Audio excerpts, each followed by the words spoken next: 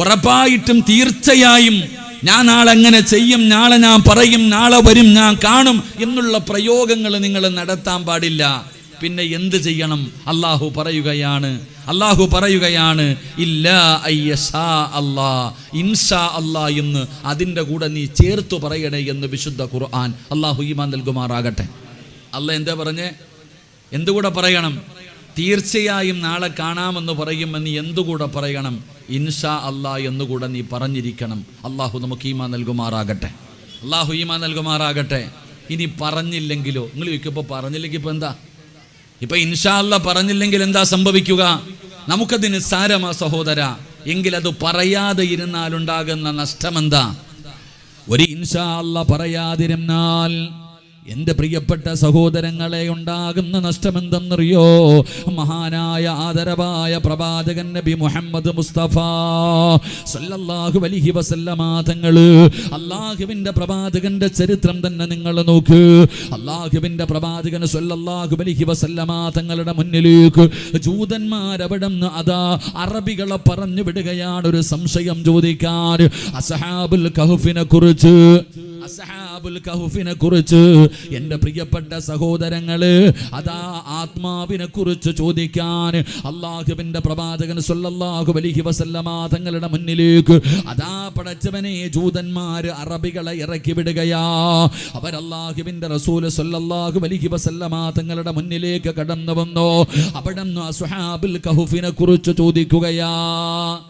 അസ്ഹാബുൽ കഹ്ഫിനെ കുറിച്ച് എൻ്റെ പ്രിയപ്പെട്ട സഹോദരങ്ങളെ ജൂതന്മാർ പറഞ്ഞു വിട്ട് പോയിട്ട് മുഹമ്മദിനോട് ചോദിക്ക് അസ്ഹാബുൽ കഹ്ഫിനെ കുറിച്ച്, ആത്മാവിനെ കുറിച്ച് ചോദിക്കാൻ. അങ്ങനെ കുറേ ആൾക്കാർ അള്ളാഹുവിൻ്റെ റസൂൽ സല്ലല്ലാഹു അലൈഹി വസല്ലമ തങ്ങളുടെ മുന്നിൽ വന്നു. പ്രവാചകന്റെ മുന്നിലേക്ക് കടന്നു വന്നിട്ട് നബിയെ, അസ്ഹാബുൽ കഹ്ഫിനെ കുറിച്ച് എന്താണ്, അവർ എത്ര പേരാണ്, ആത്മാവിനെ കുറിച്ച് ചോദിക്കുകയാ. റസൂലുള്ളാഹി സ്വല്ലല്ലാഹു അലൈഹി വസല്ലമ തങ്ങൾ പറഞ്ഞു, ഞാൻ നാളെ പറഞ്ഞു തരാം. റസൂലുള്ളാഹി തങ്ങളോടൊരു ചോദ്യം ചോദിച്ചപ്പോൾ പ്രവാചകൻ പറഞ്ഞു, നാളെ പറഞ്ഞു തരാം. എൻ്റെ പ്രിയപ്പെട്ട സഹോദരങ്ങളെ, എല്ലാവരും അവിടെ നിന്ന് പിരിഞ്ഞുപോയി. പക്ഷെ അള്ളാഹുവിൻ്റെ പ്രവാചകൻ സ്വല്ലല്ലാഹു അലൈഹി വസല്ലമ തങ്ങൾ ഇൻഷാ അല്ലാ എന്ന് പറയാൻ വിട്ടുപോയി. അള്ളാഹുവിൻ്റെ പ്രവാചകൻ അവിടെ നിന്ന് ഇൻഷാ അല്ലാ പറയാൻ അവിടെ നിന്ന് വിട്ടുപോയി. എൻ്റെ പ്രിയപ്പെട്ടവരെ, ഇൻഷാ അല്ലാ പറയാതിരുന്നപ്പോ ഉണ്ടായ നഷ്ടമെന്തെന്നറിയോ? അള്ളാഹുവിൻ്റെ സന്നിധാനത്തിൽ നിന്ന് ഏഴാകാശം കടന്ന് അള്ളാഹുവിൻ്റെ പ്രവാചകന്റെ മുന്നിലേക്ക് വഹിയുമായിട്ട് കടന്നു വരുന്ന മുഖറബുൽ അംലാക്ക് മലക്ക് ജിബ്രീൽ അലൈഹിസ്സലാം പിന്നെ എവിടെ നിന്ന് വഹിയുമായിട്ട് ഇറങ്ങി വരുന്നില്ല.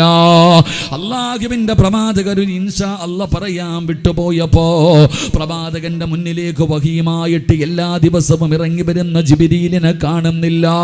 അള്ളാഹുവിൻ്റെ പ്രവാചകൻ ഇങ്ങനെ ആകാശ ലോകത്തേക്ക് നോക്കിയിരിക്കുകയാണ്. ജിബ്രീൽ വരുന്നില്ലല്ലോ. ഒരു ദിവസം കഴിഞ്ഞു, 2 ദിവസം കഴിഞ്ഞു, ആഴ്ചകൾ കഴിഞ്ഞു. അള്ളാഹുവിൻ്റെ പ്രവാചകന്റെ മുന്നിലേക്ക് മുഖറബുൽ അംലാക്ക് മലക്ക് ജിബ്രീൽ അലൈഹിസ്സലാം കടന്നു വരുന്നില്ല. വഹി അങ്ങ് നിലയ്ക്കുകയാണ്. വഹി അവിടെ നിന്ന് നിലയ്ക്കുകയാണ്. ഒരു ഇൻഷാ അല്ലാ പറയാതെ വന്നപ്പോ എൻ്റെ പ്രിയപ്പെട്ടവരെ, അള്ളാഹുവിന് അത് ഇഷ്ടപ്പെട്ടില്ല. അള്ളാഹുവിന് അവിടെ നിന്ന് ഇഷ്ടപ്പെട്ടില്ല. അള്ളാഹുവിൻ്റെ സഹായം അവിടെ നിന്ന് നിൽക്കുകയാണ്. അള്ളാഹുവിൻ്റെ പ്രവാചകന് വല്ലാത്ത പ്രയാസമായി, വല്ലാത്ത വേദനയായി. എല്ലാ സ്ഥലങ്ങളിൽ നിന്നും പ്രവാചകന് വേദനകൾ മാത്രമാണ് അവിടെ നിന്ന് ലഭിച്ചത്. അള്ളാഹുവിൻ്റെ റസൂൽ സല്ലല്ലാഹു അലൈഹി വസല്ലമ തങ്ങൾ ഒരു ഇൻഷാ അല്ലാ പറയാതെ വന്നപ്പോൾ എൻ്റെ പ്രിയപ്പെട്ടവരെ, പിന്നെ ദിവസങ്ങളോളം 40ഓളം ദിവസങ്ങളോളം വഹി വന്നില്ല എന്ന് ചരിത്രം പഠിപ്പിക്കുന്നു. എത്ര ദിവസവുമാകട്ടെ, ഒരുപാട് നാള് അവിടെ നിന്ന് ജിബ്രീൽ അലൈഹിസ്സലാം വഹിയുമായിട്ട് കടന്നു വന്നില്ല. എന്ത് ചെയ്തതിൻ്റെ പേരിൽ? ഒരു ഇൻഷാ അല്ലാ പറയാതെ വന്നപ്പോൾ അള്ളാഹുവിൻ്റെ ഭാഗത്ത് നിന്നുള്ള വഹി പോലും അവിടെ നിന്ന് നിലച്ചുപോയി. അള്ളാഹു നമുക്ക് ഈമാൻ നൽകുമാറാകട്ടെ. അപ്പം ഈ ചരിത്രത്തിൽ നിന്ന് നമ്മൾ പഠിക്കേണ്ടത്, ഒരു ഇൻഷാ അല്ലാ പറയാതെ വന്നാൽ അള്ളാഹുവും നമ്മളും തമ്മിലുള്ള ഒരു ബന്ധമുണ്ടല്ലോ, അള്ളാഹുവും നമ്മളും തമ്മിലുള്ളൊരു സ്നേഹബന്ധമുണ്ടല്ലോ, അള്ളാഹുവിൻ്റെ സഹായം നമുക്ക് നഷ്ടപ്പെട്ടു പോകും. അള്ളാഹു നമുക്ക് ഈമാൻ നൽകുമാറാകട്ടെ. അവസാനം ദിവസങ്ങൾ കഴിഞ്ഞു. അള്ളാഹുവിൻ്റെ റസൂലിനെ കളിയാക്കാൻ തുടങ്ങി. മുഹമ്മദേ, ഇപ്പം നിനക്ക് മോളിൽ നിന്നൊന്നും ആരും വരുന്നില്ലേ? കളിയാക്ക കുറേശ്ശികൾ. അള്ളാഹുവിൻ്റെ പ്രവാചകൻ സ്വല്ലല്ലാഹു അലൈഹി വസല്ലമ തങ്ങളെ പരിഹസിക്കാൻ തുടങ്ങി. ഇപ്പോൾ മുഹമ്മദിന് വഹിയൊന്നും വരുന്നില്ല, മുഹമ്മദിൻ്റെ റബ്ബ് തന്നെ കൈവിട്ടിരിക്കാമെന്ന് പരിഹസിക്കാൻ തുടങ്ങി. അവസാനം ദുഃഖം സഹിക്കാൻ കഴിയാതെ അള്ളാഹുവിൻ്റെ പ്രവാചകൻ്റെ മനസ്സു വേദനിച്ചപ്പോൾ അവിടെ നിന്ന് വഹിയുമായി മുഖറബുൽ അംലാഖു മലക്ക് ജിബ്രീൽ അലൈഹിസ്സലാം ഇറങ്ങി വന്നു എന്ന് ചരിത്രം പഠിപ്പിക്കുകയാ. അള്ളാഹു നമുക്ക് ഈമാൻ നൽകി അനുഗ്രഹിക്കുമാറാകട്ടെ. അതുകൊണ്ട് എൻ്റെ പ്രിയപ്പെട്ട സഹോദരങ്ങളെ, എന്തുകൊണ്ടാണ് ഇൻഷാ അല്ലാ എന്ന് പറയുന്നത്? എന്തിനാണ് ഇൻഷാ അല്ലാ പറയുന്നത്? അള്ളാഹുവിൻ്റെ പരിശുദ്ധമായ ഖുർആൻ അവിടെ നിന്ന് പറയുകയാണ്, നാം ഒരിക്കലും നമ്മൾ നാളെ അങ്ങനെ ചെയ്യുമെന്ന് ഉറപ്പിച്ചു പറയാൻ പാടില്ല. അതിൻ്റെ കാരണം എന്തെന്നറിയുമോ? വമാ തശാഊന ഇല്ലാ അയ്യശാ അല്ലാഹു റബ്ബുൽ ആലമീൻ. ഈ രക്ഷിതാവായ അല്ലാഹു ഉദ്ദേശിക്കുന്നതെങ്കിലല്ലേ, അല്ലാഹു ഉദ്ദേശിച്ചാലല്ലേ നമുക്കങ്ങനെ ചെയ്യാൻ കഴിയൂ. ഉറപ്പുള്ള കാര്യങ്ങളെ കുറിച്ച് പറയാവൂ, ഉറപ്പില്ലാത്ത കാര്യങ്ങളെ കുറിച്ച് പറയരുത്. ഈ നിന്റെ കാര്യത്തിൽ, നാളെ നിന്റെ വിഷയത്തിൽ നിനക്കുറപ്പില്ലല്ലോ. അല്ലാഹു പറഞ്ഞല്ലോ, വമാ തദ്രീ നഫ്സുൻ മാദാ തക്സിബു ഗദാ. നാളെ എന്താണ് ഒരു മനുഷ്യന് സംഭവിക്കുന്നതെന്ന് അല്ലാഹുവിന് മാത്രമേ അറിയൂ. നാളെ ആയുസുണ്ടെങ്കിലല്ലേ പറയൂ. എടാ, നാളത്തെ കാര്യം എന്താകുമെന്ന് പറഞ്ഞു തരാൻ അല്ലാഹുവിന് മാത്രം അറിയുന്ന രഹസ്യമാണല്ലോ. ഈ സിറാജിന് നാളെ എന്താണ് സംഭവിക്കുന്നതെന്ന് പറഞ്ഞു തരാൻ അത് അല്ലാഹുവിന് മാത്രം കഴിയുന്ന കാര്യമാണ്. ലോകത്ത് ഒരു മനുഷ്യനും ഒരു ശക്തിക്കും നാളത്തെ എൻ്റെ കാര്യത്തെക്കുറിച്ച് പ്രവചിക്കാൻ കഴിയില്ല. അത് അല്ലാഹുവിന് അറിയുന്ന രഹസ്യമാണ്. അതുകൊണ്ട് നാളത്തെ വിഷയം നീ പറയുമ്പോ ഇൻഷാ അല്ലാ എന്ന് നീ പറയണേ എന്നല്ലാന്റെ വിശുദ്ധ ഖുർആൻ. എൻ്റെ പ്രിയപ്പെട്ടവരെ, ഇൻഷാ അല്ലാ എന്ന് പറയാതിരുന്നാൽ, അത് പറയാതിരിക്കുമ്പോഴുണ്ടാകുന്ന നഷ്ടമെന്തെന്നറിയുമോ? ഒന്നാമത്തെ നഷ്ടമെന്തോ? അല്ലാഹുവിൻ്റെ സഹായം അവിടെ നിന്ന് നിലയ്ക്കുകയാണ്. പടച്ചറപ്പ് നമ്മളെ കൈവിടുകയാണ്, അല്ലാഹു നമ്മളെ കൈവിടുകയാണ്. രണ്ടാമത്തെ കാര്യം എന്തെന്നറിയുമോ? അന്നബി ഹുറൈറത്ത് റളിയല്ലാഹു തആല അൻഹു ഖാല സുലൈമാൻ ഇബ്നു ദാവൂദ് അലൈഹിസ്സലാം. സുലൈമാൻ നബി അലൈഹിസ്സലാമിന്റെ ചരിത്രം സഹീഹുൽ ബുഖാരിയിൽ കാണാം. അല്ലാഹുവിന്റെ പ്രവാചകൻ സല്ലല്ലാഹു അലൈഹി വസല്ലമ തങ്ങൾ സുലൈമാൻ നബി അലൈഹിസ്സലാമിന്റെ ചരിത്രം പറയുകയാ. സുലൈമാൻ നബി അലൈഹിസ്സലാമിന്റെ ഒരു ചരിത്രം സഹീഹുൽ ബുഖാരിയിൽ കാണാം. സുലൈമാൻ നബി അലൈഹിസ്സലാം ഒരിക്കൽ അവിടെ നിന്ന് പറയുകയുണ്ടായി, ഞാൻ ഇന്നത്തെ ദിവസം 70 ഭാര്യമാരെയും ഞാൻ സന്ദർശിക്കും. ഇന്നത്തെ രാത്രിയിൽ ഞാൻ 70 ഭാര്യമാരെയും ഞാൻ സന്ദർശിക്കും. അല്ലാഹു സുബ്ഹാനഹു വ തആല ആ 70 ഭാര്യമാരിൽ നിന്ന് എനിക്ക് ഓരോ ആൺകുട്ടികളെ നൽകും. അവരെ എല്ലാം ഞാൻ അള്ളാഹുവിൻ്റെ ദീനിൻ്റെ മാർഗത്തിലേക്ക് വേണ്ടി, ജിഹാദിന് വേണ്ടി ഞാൻ വിടും എന്ന് മഹാനായ സുലൈമാൻ നബി അലൈഹിസ്സലാം അവിടെ നിന്ന് പറയുകയുണ്ടായി. സുലൈമാൻ നബി അലൈഹിസ്സലാം പറഞ്ഞത്, ഇന്നത്തെ ദിവസം ഞാൻ 70 ഭാര്യമാരെടുക്കലും പോകും. 70 ഭാര്യമാരും ഗർഭിണിയാകും. 70 പേരും ആൺകുഞ്ഞുങ്ങളെ പ്രസവിക്കും. ആ 70 ആൺമക്കളെയും ഞാൻ അള്ളാഹുവിൻ്റെ ദീനിന് വേണ്ടി കൊടുക്കും. അള്ളാഹു നമുക്ക് ഈമാൻ നൽകുമാറാകട്ടെ.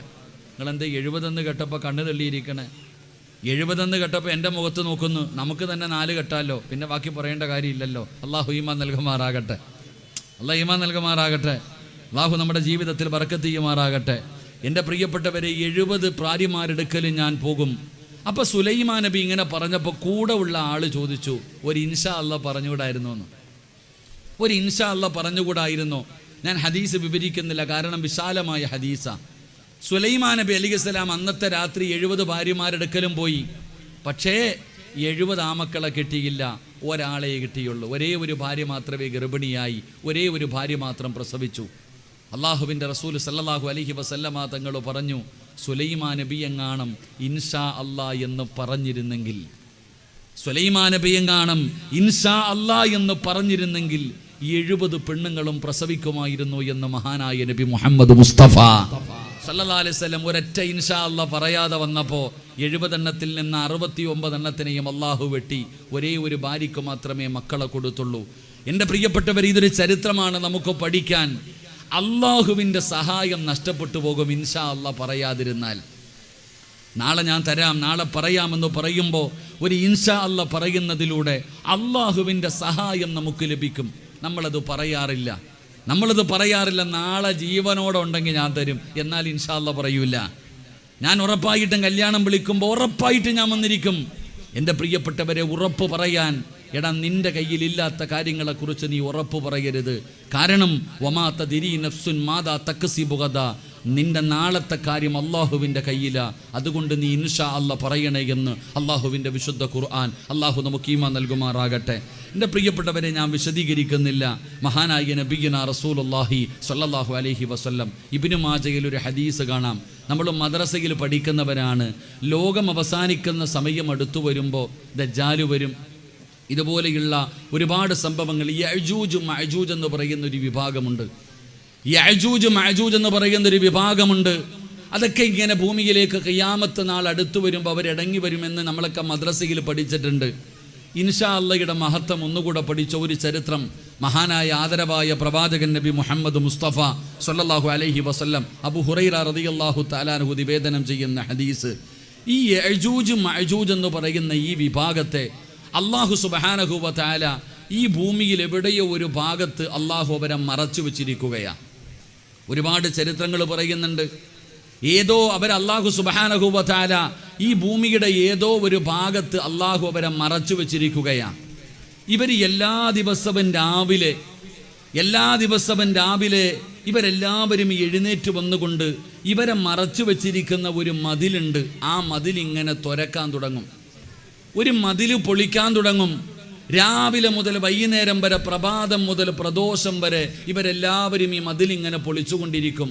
വൈകുന്നേര സമയമാകുമ്പോൾ ഇവരുടെ അമീർ പറയും, ഇന്നത്തെ പണി നിർത്താം, നമുക്കിനി ബാക്കി നാളെ വന്ന് ചെയ്യാം.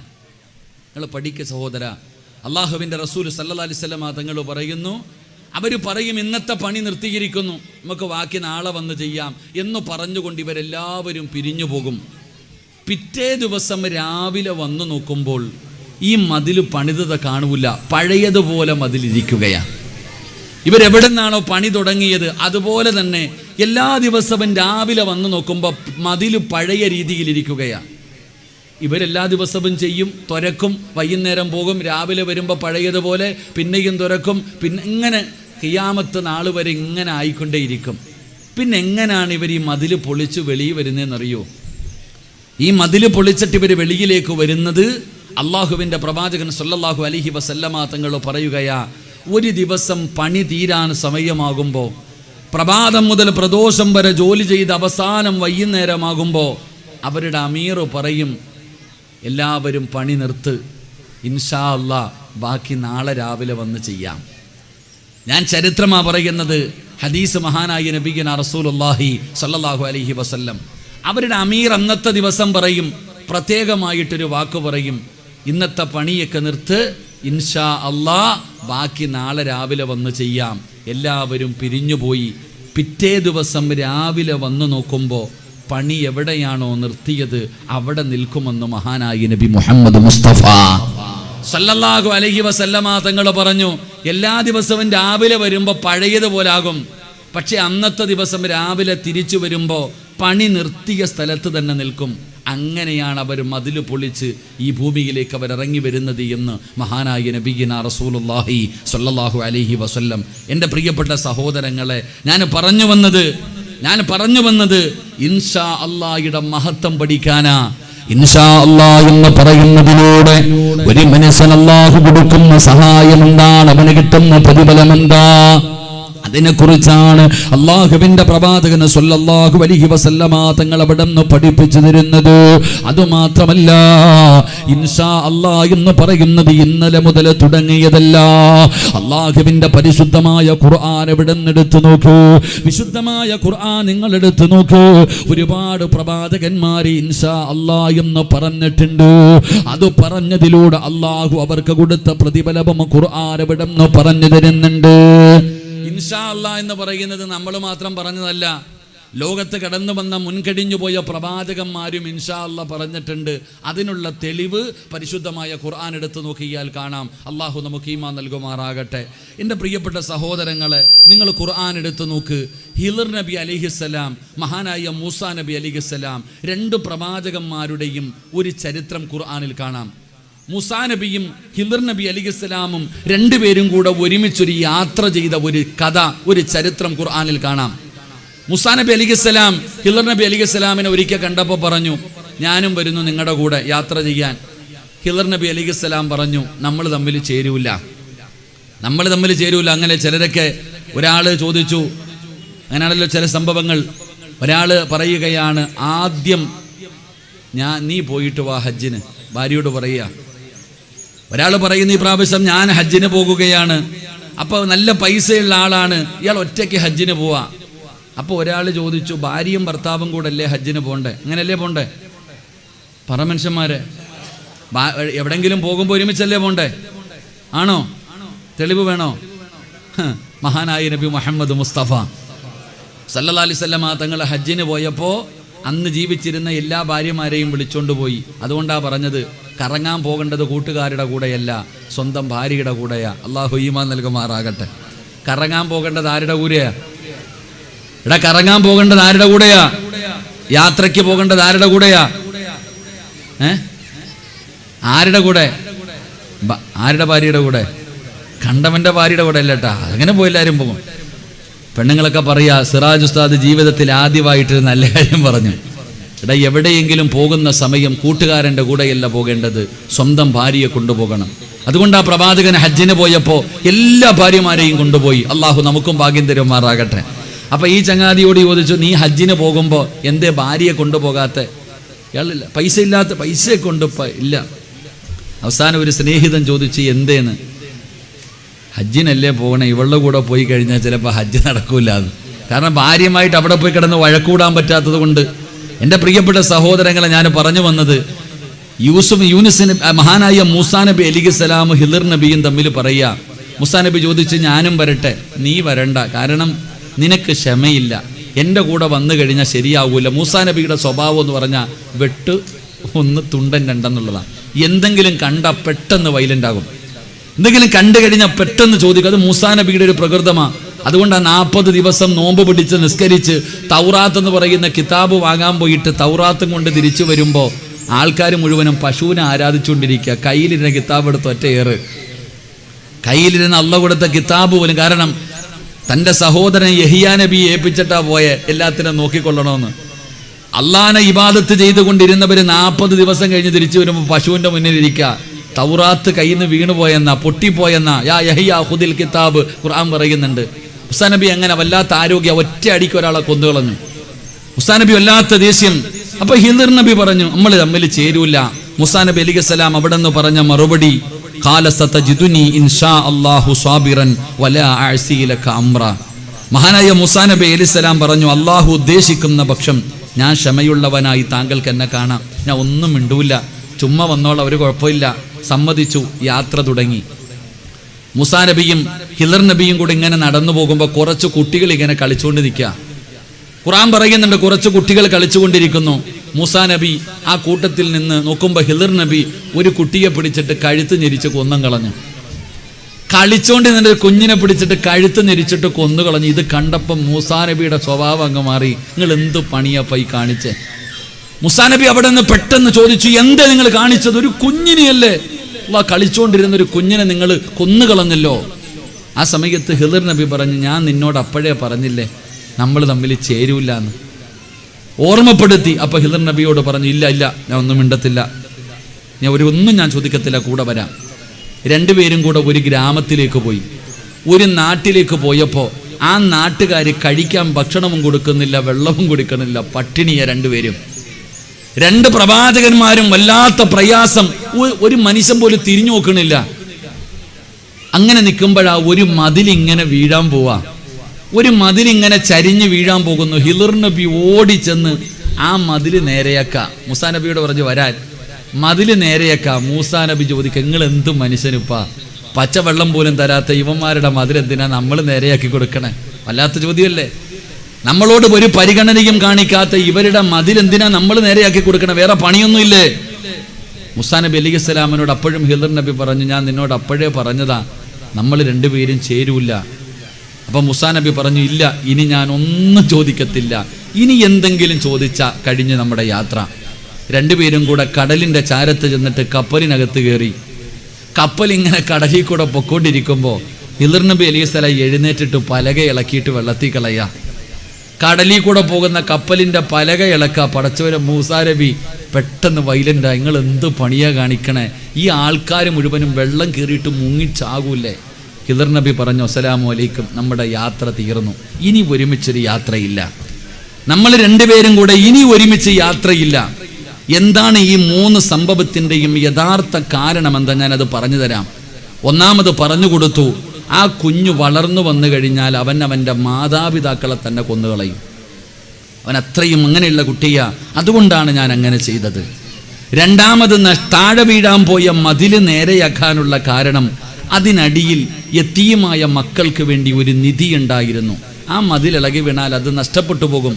അപ്പം അതിൻ്റെ അവകാശികൾക്ക് കിട്ടുന്നതിന് വേണ്ടിയാണ് ഞാൻ ആ മതിൽ വീഴാതെ നേരെയാക്കിയത്. 3, കപ്പലിൻ്റെ പലക ഇളക്കിക്കളയാനുള്ള കാരണം, രാജാവ് നോക്കി നിൽക്കുകയാണ്. ഒരു ക്രൂരനായ രാജാവ് നല്ല കപ്പൽ കണ്ടു കഴിഞ്ഞാൽ അതിനകത്തുള്ള ആൾക്കാരെ മുഴുവനും കൊന്നുകളയുന്നു. എന്നിട്ട് ആ കപ്പൽ പിടിച്ചെടുക്കുകയാ. പോരായ്മയുള്ള കപ്പൽ വെറുതെ വിടുന്നുണ്ട്. അതുകൊണ്ടാണ് ഞാൻ പലക ഇളക്കി വിട്ടത്. അസ്സലാമു അലൈക്കും, സലാം പറഞ്ഞു പിരിഞ്ഞു. ഞാൻ പറഞ്ഞു വന്നത്, മഹാനായ മൂസാ നബി അലൈഹിസ്സലാം പറഞ്ഞു, ഖാല സതജുദുനി ഇൻഷാ അല്ലാഹ്. അല്ലാഹു നമുക്ക് ഈമാൻ നൽകുമാറാകട്ടെ. മൂസാ നബി പറഞ്ഞു ഇൻഷാ അല്ലാഹ്. മൂസാ നബിയുടെ ചരിത്രം നിങ്ങൾ വായിച്ചു നോക്ക്, ഖുർആനിന്റെ മറ്റൊരു ഭാഗം നോക്ക്. മഹാനായ മൂസാ നബി അലൈഹിസ്സലാം നാട് വിട്ടിട്ട് പോകുകയാണ്. ഒരു നാട് ഒരു മനുഷ്യനെ കൊല ചെയ്യും, ഒരൊറ്റ അടിക്ക് തൻ്റെ ബനു ഇസ്രായേലിൽപ്പെട്ട ഒരു മനുഷ്യനെ ക്രൂരമായി പീഡിപ്പിക്കാം. ഇപ്പൊ പറഞ്ഞുടാ ചങ്ങാതി, ഇനി ഉപദ്രവിക്കരുത് കേട്ടോ. ഒക്കെ പിറ്റേ ദിവസം ഉപദ്രവിക്കുക. അങ്ങനെ സഹി കെട്ടപ്പോൾ ദേഷ്യം കൊണ്ടൊരു അടിയടിച്ചു. പക്ഷെ ആ മനുഷ്യൻ വീണു മരിച്ചുപോയി.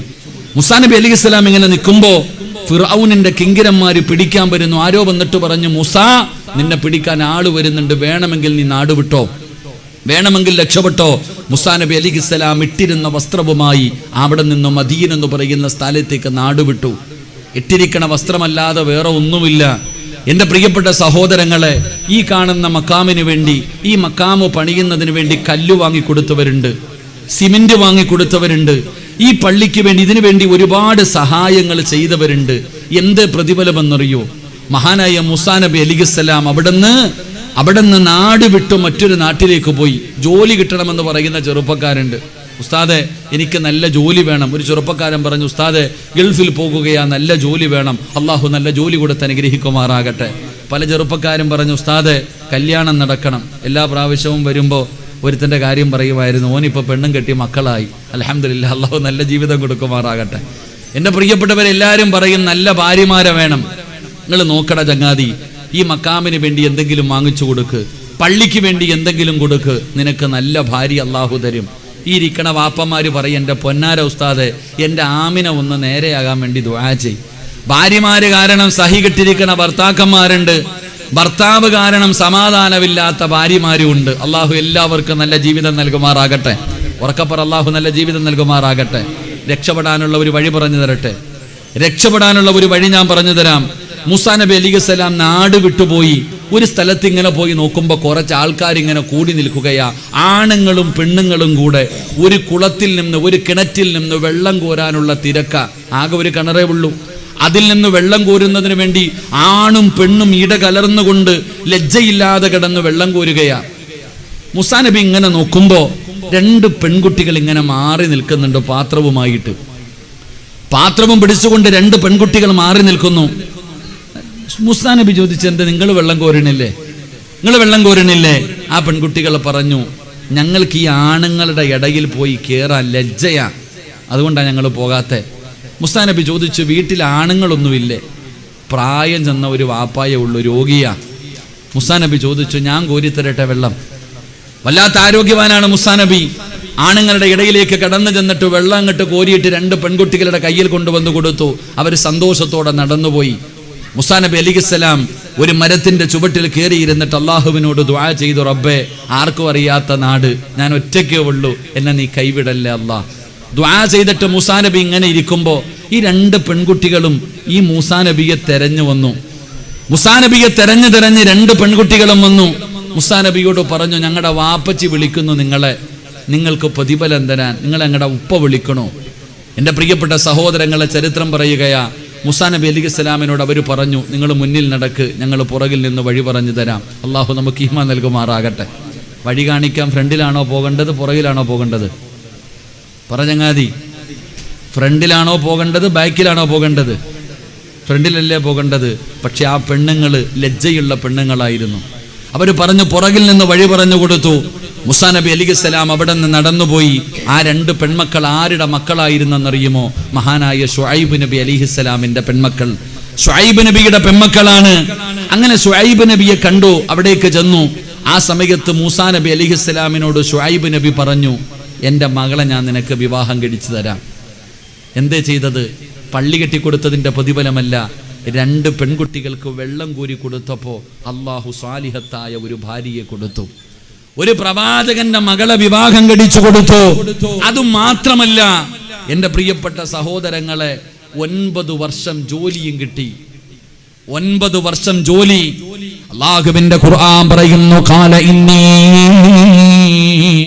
ഉരീദു അൻ ഉൻകിഹക ഇഹദാ ഇബ്നതൈ ഹാതൈൻ അലാ അൻ തഅജുറനി 8 ഹിജജ് ഫഇൻ അതം ഫഇൻ അല്ലാഹുവിന്റെ ഖുർആൻ പറയുന്നു, ഫഇൻ അതംത 10 ഫമിൻ ഇൻദിക വമാ ഉരീദു അൻ അശുഖ അലൈ സതജിദുനി ഇൻഷാ അല്ലാഹു മിനസ് സ്വാലിഹീൻ. എന്റെ പ്രിയപ്പെട്ടവരെ, അവിടുന്ന് സ്വാലിഹത്തായ ഒരു പെണ്ണിനെ അല്ലാഹു ഭാര്യയാക്കി കൊടുക്കുകയാ.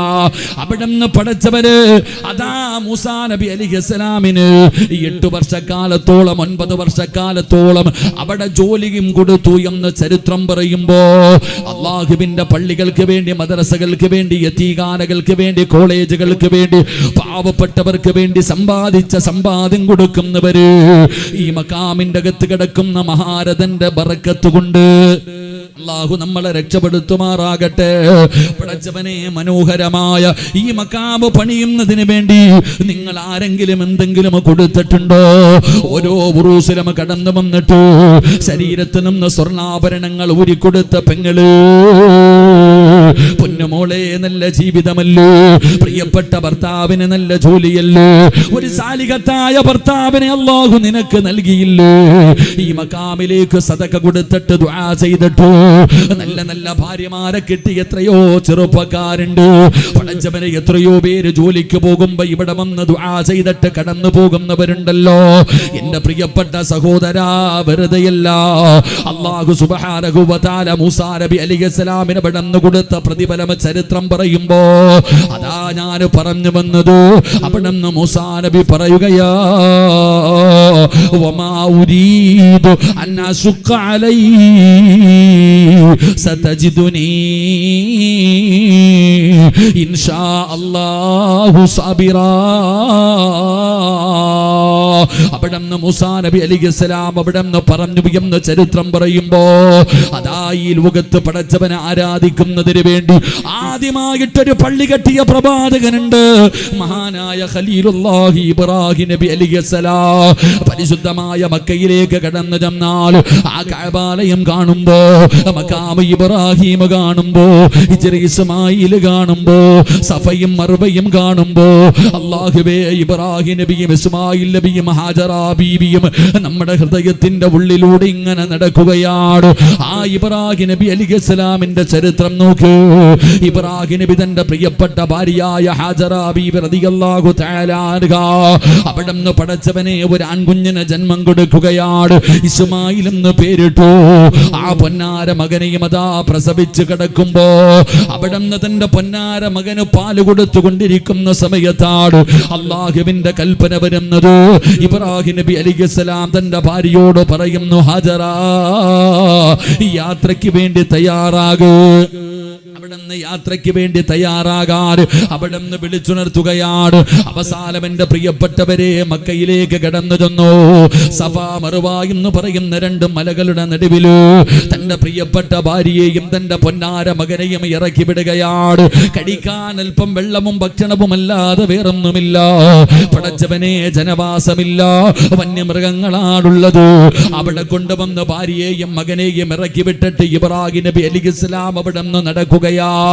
അതാ പടച്ചവനെ ഹാജറാ ബീവി ചോദിക്കുകയാണ്, ഞങ്ങളെ ഇവിടെ കൊണ്ടുവന്ന് വിട്ടിട്ട് പോകുകയാണോ? കണ്ണവത്തിന്റെ പരിസരത്തുള്ള പെങ്ങന്മാര് ഒരു ഭാര്യ എങ്ങനെയാകണമെന്ന് പഠിക്കണം മോളെ. ഒരു ഭാര്യ എങ്ങനെയാകണമെന്ന് പഠിക്കേണ്ട ചരിത്രമോ. തന്റെ പ്രിയപ്പെട്ട ഭർത്താവിന്റെ ജോലി നഷ്ടപ്പെടുമ്പോ, ശമ്പളം കുറയുമ്പോ, കടയിൽ കച്ചവടമില്ലാതെ വരുമ്പോ അവിടെ നിന്ന് കരയുന്ന ഉമ്മ, ഹറാമിന്റെ വഴി തേടുന്ന പെങ്ങളോ, മക്കളെ എങ്ങനെ കെട്ടിക്കുമെന്ന് നിലവിളിക്കുന്ന ഉമ്മമാര്, വീട് പണി പൂർത്തീകരിക്കാൻ പൈസയില്ലാതെ വരുമ്പോ ലോൺ എടുക്കുന്ന ഉമ്മ, സ്വർണം കൊണ്ടുപോയി പണയം വെക്കാൻ ഭർത്താവിനോട് പറയുന്ന പെങ്ങള്, പഠിക്കണം പെങ്ങള്.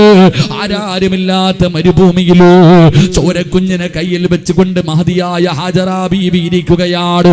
ഇബ്രാഹിം നബി എവിടെ നിന്ന് നടന്നു പോകുമ്പോ ഹാജറ ബീവി ചോദിക്കുകയാണ്, പോകുകയാണോ? ഇവിടെ വിട്ടിട്ട് പോകുകയാണോ? ഇബ്രാഹിം നബി മിണ്ടുന്നില്ല. ഹാജറ ബീബി റളിയല്ലാഹു തആല അൻഹ ചോദിക്കുകയാ, ഇത് അല്ലാഹുവിന്റെ തീരുമാനമാണോ സ്വന്തം തീരുമാനമാണോ? തന്റെ ഭർത്താവ് ചോര കുഞ്ഞിനെയും ഭാര്യയെയും കൊണ്ടുവന്ന് ആരുമില്ലാത്ത മരുഭൂമിയിൽ കുറെ ചീത്തപ്പഴവും വെള്ളവും കയ്യിൽ കൊടുത്തിട്ട് ഇറക്കി വിട്ടിട്ട് അങ്ങോട്ട് പോകുമ്പോ ഹാജറ ബീബി ചോദിച്ച ചോദ്യം സ്വന്തം തീരുമാനമാണോ അല്ലാഹുവിന്റെ തീരുമാനമാണോ? മുസാ നബി ഇബ്രാഹിം നബി അലൈഹിസ്സലാം പറഞ്ഞു അല്ലാഹുവിന്റെ തീരുമാനം. ഹാജറ ബീബി പറഞ്ഞു ധൈര്യമായിട്ട് പൊക്കോടാൻ.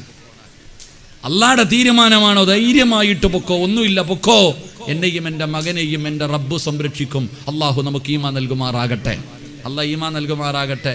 ഇന്നത്തെ പെണ്ണുങ്ങളോ, ഒന്നുമില്ലാത്ത നിനക്ക് 10 സെന്റ് സ്ഥലം കിട്ടി, തറ കെട്ടി, എങ്ങനെയെങ്കിലും വാർത്തു. ഹറാമില്ല, പലിശക്കെടുത്തില്ല, പണയം വെച്ചില്ല, ലോൺ എടുത്തില്ല, മനോഹരമായിട്ട് മഴ പെയ്യാ നനയാതെ കിടക്കാൻ ഒരു വീട് നീ വാർത്തു. പക്ഷെ പൈസ ഇല്ലാതെ വന്നപ്പോൾ ആമിന പറഞ്ഞു, പോയി ലോൺ എടുക്കുക, പോയി ലോൺ എടുക്ക്, ഇല്ലെങ്കിൽ പലിശക്കെടുക്ക്, അല്ലെങ്കിൽ കൊണ്ട് പണയം വെക്ക്, എന്നിട്ട് പൈസ എടുത്തിട്ട് ഈ വീട് പണിതാ കയറി കിടക്കട്ടെ. എന്നാ അവൾ പറയണമായിരുന്നു, ഇത്രയും തന്ന അള്ളാഹുവിന് ബാക്കിയും തരാൻ കഴിയും, ക്ഷമിക്ക്. അള്ളാഹു നമുക്ക് ഈമാൻ നൽകുമാറാകട്ടെ.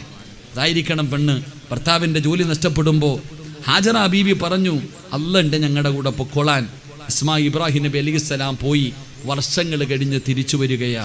തൻ്റെ പൊന്നാര മകനോട് വല്ലാത്ത സ്നേഹം. ഖുർആൻ പറയുന്നു 10 13 വയസ്സ്. 13 വയസ്സുള്ള മകൻ വാപ്പാടെ കയ്യിൽ പിടിച്ചിട്ട് നടക്കും. എവിടെ പോയാലും ചില മക്കളങ്ങനെ ഉമ്മയുടെ കൈ പിടിക്കൂല, വാപ്പായ മക്കൾ. ഇപ്പോഴത്തെ കുട്ടികളൊക്കെ വാപ്പമാരെയാ സ്നേഹിക്കുന്നത്. അള്ളാഹു ഈമാൻ നൽകുമാറാകട്ടെ. വാപ്പയോട് വലിയ സ്നേഹമാണ്. കാരണം എന്തേ? ഉപ്പ ചോദിച്ചാൽ മൊബൈൽ കൊടുക്കും, ഉമ്മയാണെങ്കിൽ എപ്പോഴും തല്ലും വഴക്കുവാ. അള്ളാഹു നമ്മുടെ മക്കളെ സ്വാലിഹീങ്ങളാക്കുമാറാകട്ടെ. സ്കൂൾ തുറന്നൊരു സമാധാനമായി. കാരണം മൊബൈൽ ഇനിയെങ്കിലും മാറ്റുമല്ലോ, മൊബൈൽ ഇനിയെങ്കിലും. കാരണം നമ്മൾ പഠിക്കണം കുട്ടികൾ. ഞാൻ ഈ അടുത്തൊരു വീട്ടിൽ പോയി, ലൈവായതുകൊണ്ട് പറയണില്ല. ഞാൻ ഈ അടുത്തൊരു വീട്ടിൽ പോയപ്പോൾ ഞങ്ങൾ 2-3 ഉസ്താദന്മാർ പോയി വീടിനകത്ത് കയറി ദുആ ചെയ്തു. നോക്കുമ്പോൾ 6-7 എണ്ണം നിരന്നിരുന്നിട്ട് ഇത്രയും വലിയ ഒരു ടാബിനകത്ത് ഗെയിം കണ്ടുകൊണ്ടിരിക്കുക. ഇത്രയും ഉസ്താദന്മാർ കയറി ചെന്ന് ദുആ ചെയ്തിട്ട് പോയിട്ടും ആ മക്കൾ അറിഞ്ഞിട്ടില്ല. എന്നാൽ വാപ്പമാർ പറഞ്ഞു കൊടുക്കണ്ടേ, എഴുന്നേറ്റ് പോ, ഉസ്താദന്മാർ വന്നെന്ന്. എവിടെ പടച്ചവനെ, ആ മക്കൾക്ക് എന്ത് ധൈര്യം എന്നറിയോ? അങ്ങനെ തന്നെ ഇരുന്ന് ഗെയിം കാണാം. അവസാനം ദുആ കഴിഞ്ഞിറങ്ങിയപ്പോൾ ഞാൻ ചോദിച്ചു, നിങ്ങളൊക്കെ എന്ത് ആൾക്കാരാണ്? ഇന്നത്തെ മക്കളെങ്ങനെ ഇതുപോലെ നിരന്നിരിക്കും, വീടിൻ്റെ മുമ്പിൽ ഇതുപോലെ ചെറുപ്പക്കാർ നിരന്നിരിക്കും, അങ്ങോട്ടും ഇങ്ങോട്ടും മുഖത്ത് പോലും നോക്കത്തില്ല, എല്ലാം കളിച്ചുകൊണ്ടിരിക്കുക. അള്ളാഹു കാക്കുമാറാകട്ടെ. വല്ലപ്പോഴും മക്കളുടെ മൊബൈൽ എടുത്ത് നോക്കണം. ഈ അടുത്ത് ഞാനൊരു സ്ഥലത്ത് വഴുതിന് പോയപ്പോൾ ഒരു പിതാവ് വിളിച്ചിട്ട് പറഞ്ഞു, ഉസ്താദേ, 8ാം ക്ലാസ്സിൽ പഠിക്കുന്ന എൻ്റെ മകളുടെ മൊബൈൽ കണ്ടപ്പോൾ എൻ്റെ കണ്ണ് തള്ളിപ്പോയി ഉസ്താദേ. കാരണം ഒരു വാപ്പയും കാണാൻ പാടില്ലാത്തതാ ഒരു ഉപ്പ കണ്ടത്. മക്കൾ അങ്ങനെ. അള്ളാഹു നമ്മുടെ മക്കളെ നന്നാക്കി തരുമാറാകട്ടെ. അള്ളാഹു നമ്മുടെ മക്കളെ നന്നാക്കി തരുമാറാകട്ടെ. സമയമില്ല, ചോറുണ്ണണമെങ്കിൽ മൊബൈൽ കൊടുക്കണം. മക്കൾ ചോറുണ്ണണമെങ്കിൽ ഗെയിം ഇട്ട് കൊടുക്കണം, കാർട്ടൂൺ ഇട്ട് കൊടുക്കണം. ഉമ്മായിക്കൊന്ന് സമാധാനത്തിൽ പെണ്ണുങ്ങൾ പഠിക്കണം. സമാധാനം കിട്ടാൻ വേണ്ടി ഉമ്മായിക്ക് ഒരിടത്ത് ഇരിക്കാൻ വയ്യ. ഇപ്പം മക്കളെന്ന് പറഞ്ഞാൽ വന്നിട്ട് ഇങ്ങനെ തോണ്ട മൊബൈലിന് വേണ്ടി. പടച്ചവന്, ഇവിടെ മക്കൾ എങ്ങനെ ആയിരിക്കുന്നു. എൻ്റെ പ്രിയപ്പെട്ടവരെ, ഇബ്രാഹിം നബി അലിഹിസ്സലാം തൻ്റെ മകൻ ഇസ്മായിലിനെ കയ്യിൽ പിടിച്ചുകൊണ്ട് ഇങ്ങനെ നടന്നു പോകുമ്പോൾ ഒരു ദിവസം തൻ്റെ മകനോട് ചോദിച്ച ചോദ്യം എന്തെന്നറിയോ? അല്ലാഹുവിന്റെ ഖുർആൻ പറയുകയാണ്, ഫലമ്മാ ബലഗ മഅ്സഇ ഖാല യാ ബുനയ്യ ഇന്നി അറാ ഫിൽ മനാമി അന്നി അദ്ബഹുക ഫൻദുർ മാദാ തറാ. 11 വയസ്സിന്റെ താഴെ പ്രായമുള്ള കയ്യിൽ പിടിച്ചുകൊണ്ട് ചിരിച്ച് കളിച്ചുകൊണ്ട് വരുന്ന മകനോട് ഇബ്രാഹിം നബി ചോദിക്കുന്നു, മോനെ, ഇന്നലെ വാപ്പ ഒരു സ്വപ്നം കണ്ടിരിക്കുകയാണ്, പൊന്നുമോനെ അറുത്തു കൊടുക്കാൻ അവിടെ നിന്ന് പറഞ്ഞു കൊടുത്തു എന്ന് ചരിത്രം പറയുമ്പോ എന്റെ പ്രിയമുള്ള സഹോദരങ്ങള്, ഇൻഷാ അല്ലാഹ് പറയുന്നതിലൂടെ നമുക്ക് കിട്ടുന്ന നേട്ടം എന്തെന്നറിയോ? അല്ലാഹുവിന്റെ സഹായമാ. അത് പറയാതെ വരുമ്പോ നമ്മുടെ ജീവിതത്തിൽ ഉണ്ടാകുന്ന നഷ്ടങ്ങളെ കുറിച്ച് ചിന്തിക്കുക ചെറുപ്പക്കാരാ. അല്ലാഹുവിന്റെ പ്രവാചകർ ഇൻഷാ അല്ലാഹ് പറയാതെ വന്നപ്പോ ആകാശ ലോകത്ത് നിന്ന് വഹിയുമായിട്ട് ഇറങ്ങി വരുന്ന ജിബ്രീൽ അലൈഹിസ്സലാം അവിടെ അല്ലാഹുവിന്റെ പ്രവാചകന്റെ മുന്നിലേക്ക് കുറെ നാളത്തേക്ക് ഇറങ്ങി വന്നില്ല. അവിടെ ആ വരവങ്ങ് നിൽക്കുകയാണ്. പടച്ച റബ്ബുമായിട്ടുള്ള ബന്ധത്തിൽ ഒരു അകൽച്ച വരികയാണ്. ഇൻഷാ അല്ലാഹ് പറയുന്നതിലൂടെ അല്ലാഹുമായിട്ട് നമുക്കൊരു ബന്ധമുണ്ടാക്കിയെടുക്കാൻ കഴിയുകയാ. അല്ലാഹുവേ പറയാതിരുന്നപ്പോ മഹാനായ സുലൈമാൻ നബി അലൈഹിസ്സലാം അവിടെ നിന്ന് ഇൻഷാ അല്ലാഹ് പറയാതെ വന്നപ്പോ 70 മക്കളിൽ നിന്ന് 69 എണ്ണത്തിനെ അല്ലാഹു വെട്ടിമാറ്റി. എന്നിട്ടൊരു കുഞ്ഞിനെയാണ് കൊടുത്തത്. അവിടെ നിന്ന് പറഞ്ഞു സുലൈമാൻ നബി എങ്ങാണം ഇൻഷാ അല്ലാഹ് പറഞ്ഞിരുന്നെങ്കിലോ അല്ലാഹുവേ അവിടെ നിന്ന് 70 മക്കളെയും കൊടുക്കുമായിരുന്നു എന്ന് ചരിത്രം പറയുമ്പോ യഅജൂജ് മഅജൂജ് എന്ന് പറയുന്ന വിഭാഗം പടച്ചവനെ എല്ലാ ദിവസവും പ്രഭാതം മുതൽ പ്രദോഷം വരെ മതിൽ പൊളിക്കാൻ നോക്കുന്നു. പിറ്റേ ദിവസം രാവിലെ വരുമ്പോ പഴയതുപോലെ തുടങ്ങിയ സ്ഥലത്ത് നിൽക്കുകയാ. പക്ഷേ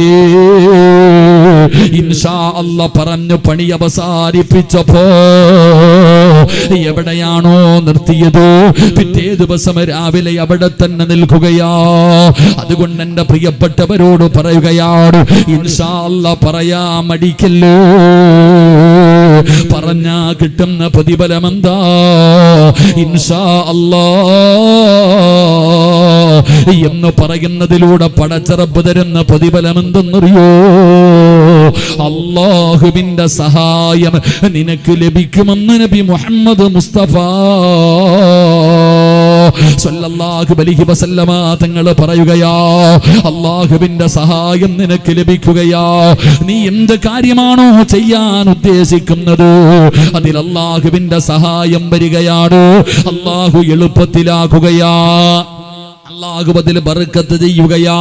അതുകൊണ്ട് എന്റെ പ്രിയമുള്ള സഹോദരങ്ങള്, അല്ലാഹുവിന്റെ പരിശുദ്ധമായ ഖുർആൻ എവിടെന്ന് പറയുകയാ. അല്ലാഹു പറഞ്ഞ കാര്യമാണ്. ഉറപ്പായിട്ടും നാളെ ഞാനത് ചെയ്യാമെന്ന് നീ പറയരുത്.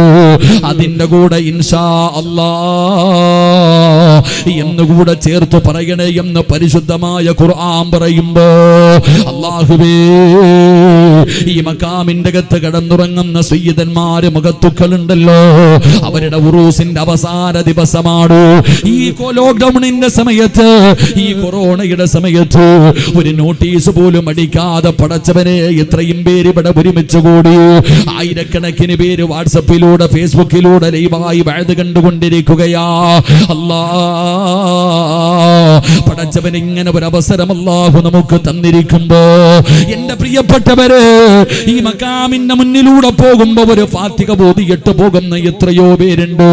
അല്ലാഹുവേ രോഗങ്ങൾ മാറിയവരുണ്ടല്ലോ, പ്രയാസങ്ങൾ മാറിയവരുണ്ടല്ലോ, എത്രയെത്രയോ മാരകമായ രോഗങ്ങൾക്ക് ഒരുപാട് പ്രയാസങ്ങൾ അനുഭവിക്കുന്നവർക്ക് പരിഹാരമായിട്ട് ഇവിടുന്ന് അതിനുള്ള ഒരു സമാധാനം അവരുടെ ജീവിതത്തിലേക്ക് കടന്നു വന്നിട്ടുണ്ട്. ഇരിക്കുന്ന ഓരോ മനുഷ്യനും ഇനിയും പറയാൻ ഒരുപാട് കഥകളുണ്ട് ഉസ്താദേ. ഇവിടത്തെ മക്കാമിൽ നിന്ന് എന്റെ ജീവിതത്തിൽ എനിക്ക് അനുഭവമുണ്ട്. പടച്ചവനെ, ഇവിടെ കിടക്കുന്ന ഈ മഹാന് വേണ്ടി ഫാത്തിഹ ബോധിയിട്ട് ഇവിടത്തെ മക്കാമിൽ ഇവിടത്തെ ഉറൂസിന് അരി വാങ്ങി കൊടുക്കാമെന്ന് നിയ്യത്ത് ചെയ്തിട്ട്, ഇവിടെ ഒരു പട്ടു വാങ്ങിയിടാമെന്ന് നിയ്യത്ത് ചെയ്തിട്ട് എത്രയെത്രയോ അനുഭവങ്ങൾ എന്റെ ജീവിതത്തിലുണ്ട്. അല്ലാ, എപ്പ ഇതിലെ കൂടെ പോയാലും ഇവിടെ കയറി ഒരു ഗ്ലാസ് കാപ്പി കുടിക്കും. എന്തിനെന്നറിയോ? ഈ ശബ്ദം അവിടെ നിന്ന് നിലനിന്ന് കിട്ടാൻ. എന്റെ പ്രിയപ്പെട്ടവരെ, ഇതുപോലെ ഒരുപാട് അനുഭവങ്ങൾ നമ്മുടെ ജീവിതത്തിലുണ്ട്. അതുകൊണ്ട് അല്ലാഹുവേ, ഇവിടത്തെ ഉറൂസിന്റെ അവസാന ദിവസമാ. അല്ലാഹുവിന്റെ ഔലിയാക്കന്മാർ ആകാശ ലോകത്ത് നിന്ന് മലക്കുകൾ ഇറങ്ങി വരുന്ന സമയമാ. അതുകൊണ്ട് നമുക്ക് അല്ലാഹുവിന്റെ മുന്നിൽ അവിടെ നിന്ന് ദുആ ചെയ്തിട്ട് നമുക്ക് പിരിയാ. അതുകൊണ്ട് സഹോദരങ്ങള്, ഒരുപാട് പേര് ഇതിനെ സഹായിച്ചവരുണ്ട്. ഉസ്താദേ, വഅദിന്റെ സദസ്സിൽ ഇരുന്ന് കൊണ്ട് ഓഫർ ചെയ്തിട്ട് കൊടുക്കാൻ കഴിയാതെ പ്രയാസപ്പെടുന്നവരുണ്ട്. അല്ലാ, അവരുടെ പ്രയാസങ്ങളൊക്കെ മാറ്റണേ അല്ലാ. എല്ലാ വഴികളും തുറന്നു കൊടുക്കണേ അല്ലാ. അതുകൊണ്ട് എന്റെ പ്രിയപ്പെട്ടവരോട് പറയുകയാണ്, റബീഉൽ അവ്വൽ തീരുകയാ, റബീഉൽ അവ്വൽ തീരുകയാ. അതുകൊണ്ട് അവസാനമായിട്ട് അവിടെ നിന്ന് പറഞ്ഞു തരികയാ, ഇദാ ജാഅ നസ്റുല്ലാഹി വൽ ഫത്ഹ് വറഅയ്തൻ നാസ യദ്ഖുലൂന ഫീ ദീനില്ലാഹി അഫ്വാജാ ഫസബ്ബിഹു ബിഹംദി റബ്ബിക. വഅദ് നിർത്തുകയാണ്. അല്ലാഹുവിന്റെ റസൂലിനോട് പടച്ച റബ്ബ് പറഞ്ഞു കൊടുക്കുകയാ, ജിബ്രീൽ വന്നിട്ട് ഓതി കൊടുക്കുന്നു, നബിയേ, ഫസബ്ബിഹു ബിഹംദി റബ്ബിക വസ്തഗ്ഫിറുഹു ഇന്നഹു കാന തവ്വാബാ. എന്റെ നഫ്സിനോടും നിങ്ങളോടും പറയുകയാണ്, റബീഉൽ അവ്വലിന്റെ അവസാനത്തില്, ഇവിടത്തെ ഉറൂസിന്റെ അവസാന ദിവസത്തില് അല്ലാഹുവേ പിരിയാനൊരുങ്ങുമ്പോ എല്ലാവരോടും എനിക്ക് പറയാറുള്ളത്, ഫസബ്ബിഹു ബിഹംദി റബ്ബിക. അല്ലാഹുവിലേക്ക് മടങ്ങാ സമയമായി. മരണം അടുത്തു വന്നിട്ടുണ്ട്. നമ്മൾ ഓരോ ദിവസവും ഓരോ റബീഉൽ അവ്വൽ കഴിയുമ്പോഴും ചിന്തിക്കൂ, കഴിഞ്ഞ ഉറൂസിനുണ്ടായിരുന്ന പലരും ഇന്ന് എവിടെയും അറിയോ? ഈ കാണുന്ന പള്ളിപ്പറമ്പിലാ. എത്രയോ പേര് കഴിഞ്ഞ ഉറൂസിന് ഇവിടെ ഇരുന്ന പലരെയും കാണാനില്ലല്ലോ. എത്രയോ പേരുടെ മരണവാർത്ത പറഞ്ഞു. എത്രയോ പേർക്ക് വേണ്ടി ദുആ ചെയ്തു. അടുത്ത ഉറൂസിൽ ആരൊക്കെയാണെന്നറിയില്ലല്ലോ. ഇന്നലെ കണ്ടവനെ ഇന്ന് കാണാത്ത ദുനിയാവാ.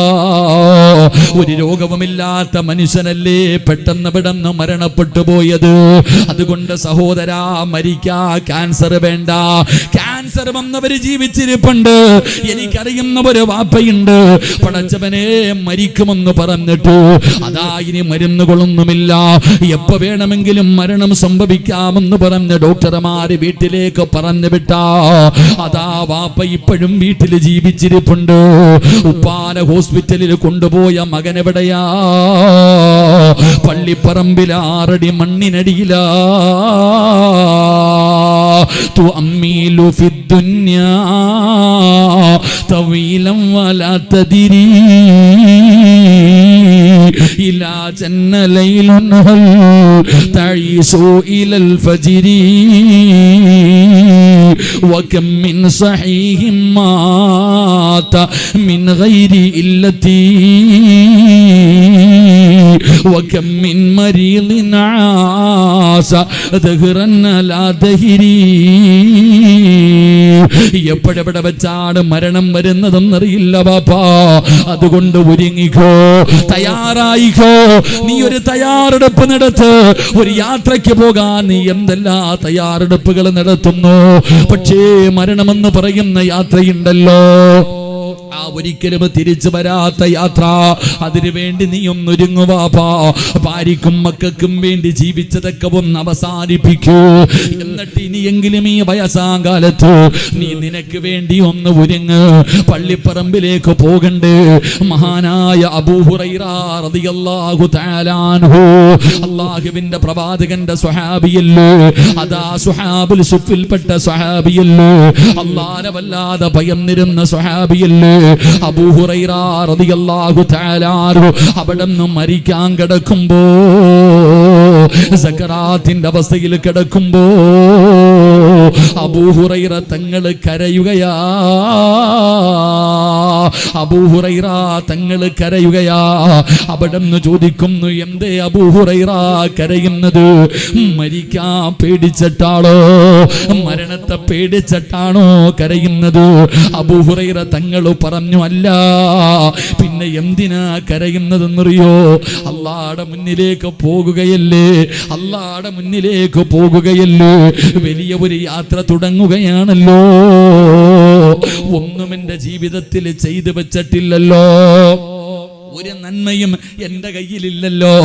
എങ്ങനെ ഞാൻ അല്ലാഹുവിന്റെ മുന്നിലേക്ക് കടന്നു പോകുന്നത്? അബൂ ഹുറൈറ തങ്ങൾ കരയുകയാണ്.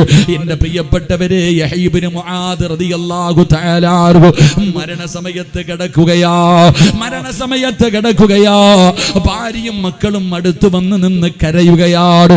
പ്രിയപ്പെട്ട ഭർത്താവ് സക്കറാത്തിന്റെ അവസ്ഥയിൽ കിടന്ന് പിടയുമ്പോ ഭാര്യയും മക്കളും വീടിന്റെ അടുത്ത്, അതാ ഭാര്യയും മക്കളും ചാരത്ത് വന്ന് നിന്ന് കരയുമ്പോ അവിടെന്ന് ചോദിക്കുകയാ, എന്തിനാ പെണ്ണെ നിങ്ങൾ കരയുന്നത്? ഭാര്യയോടും മക്കളോടും ചോദിക്കുകയാണ്, നിങ്ങൾ എന്തിനാ കരയുന്നത്? നിങ്ങൾ എന്തിനാ കരയുന്നത്? എന്നെ കുറിച്ച് ഓർത്തിട്ടാണോ നിങ്ങൾ കരയുന്നത്? ഒരിക്കലും നിങ്ങൾ കരയണ്ട. വീടിന്റെ മൂലയിൽ ഇങ്ങനെ കാണിച്ചു കൊടുക്കുകയാ. മരിക്കാൻ കിടക്കുന്ന റൂമിന്റെ മൂല കാണിച്ചു കൊടുത്തിട്ട് മഹാനവറുകൾ അവിടെ പറഞ്ഞു, പെണ്ണേ, 8000 പ്രാവശ്യം അല്ലാഹുവിന്റെ ഖുർആൻ ഖത്തമോദിയത് ഈ റൂമിലിരുന്നാണ് പെണ്ണേ. ആ മഹാനവറുകൾ സക്കറാത്തിന്റെ അവസ്ഥയിൽ കിടക്കുമ്പോ, ഭർത്താവ് മരിക്കാൻ പോകുമ്പോ, വാപ്പ മരിക്കാൻ സമയമായപ്പോ മക്കളും ഭാര്യയും അടുത്ത് വന്ന് നിന്ന് കരഞ്ഞപ്പോ പറഞ്ഞു കൊടുക്കുകയാ, ഈ മൂലയിൽ ഇരുന്നിട്ടാണ് 8000 ഖത്തമോദിയത്. ഇവിടെ ഇരുന്നാണ് ഞാൻ ഏറ്റവും കൂടുതൽ നിസ്കരിച്ചത്. അത് മതി എനിക്ക് രക്ഷപ്പെടാൻ, അത് മതി എനിക്ക് രക്ഷപ്പെടാൻ. അല്ലാഹു സ്വീകരിച്ചാ മതിയായിരുന്നു. അവിടെ നിന്ന് കരഞ്ഞുകൊണ്ട് പറയുമ്പോ, സഹോദരാ, നമുക്ക് പറയാൻ എന്തുണ്ട്?